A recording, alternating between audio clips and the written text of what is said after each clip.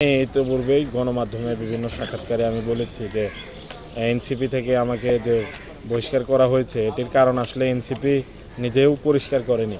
সংগঠনের পক্ষ থেকে যদি পরিষ্কার করা হতো যে কেন আমাকে বহিষ্কার করা হলো, তাহলে এটি আমার জন্য ভালো হতো, সংগঠনের জন্য ভালো হতো। কারণ অনেকে মনে করছে যে হয়তো আর্থিক অনিয়ম করেছি, হয়তো চারিত্রিক কোনো স্খলন আমার দ্বারা হয়েছে, ফলে আমাকে কিন্তু বিভিন্নজন বিভিন্নভাবে প্রশ্ন করার চেষ্টা করছে।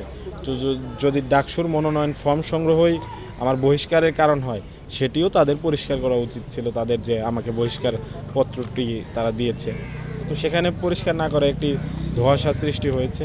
আমি মনে করি যে ঢাকা বিশ্ববিদ্যালয়ে যেহেতু আমি রানিং শিক্ষার্থী, আমি ভোট যেহেতু দিতে পারবো, আমি মনোনয়ন ফর্ম তুলতেই পারি, কিন্তু সেজন্য একটি আলোচনার মাধ্যমে যেতে হবে। আমি তাদেরকে আলোচনার আহ্বান জানিয়েছি, তাদের সাথে বসেছি এবং তারা আমাকে প্রস্তাবনা দিয়েছেন যে তাদের সমর্থিত একটি প্যানেল আছে এখানে, সেই সমর্থিত প্যানেলে যেন আমি অংশগ্রহণ করি এবং সেই প্যানেলের কোনো একটি নিচের দিকের একটা কোনো পদে আমি যেন অংশগ্রহণ করি। তো জাতীয় রাজনীতি থেকে যদি তাদের প্যানেলে আমি ছাত্র সংসদ নির্বাচন করতে পারি, তাহলে আমি স্বতন্ত্র প্যানেল থেকে কেন পারবো না?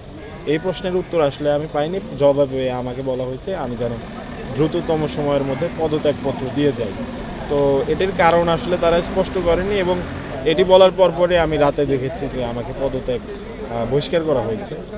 তো এটি আমার জন্য বেশ বড় ধরনের সম্মানের ব্যাপার হয়ে দাঁড়িয়েছে যে এনসিপি থেকে আমি কি দোষ করলাম যে এটির যথার্থ জবাব পেলাম না, এটি আর কি। মনোনয়নপত্র সংগ্রহের আগে তাদের সাথে যোগাযোগ করেছি? জি, অবশ্যই তাদের সাথে আমি কথা বলেছি।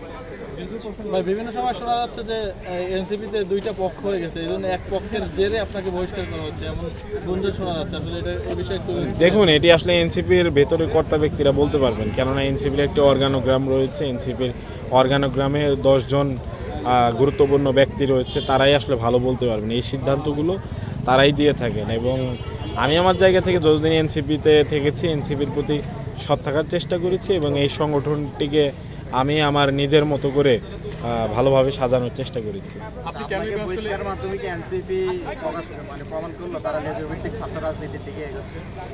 দেখুন, এটিও এনসিপির পরিষ্কার করা উচিত।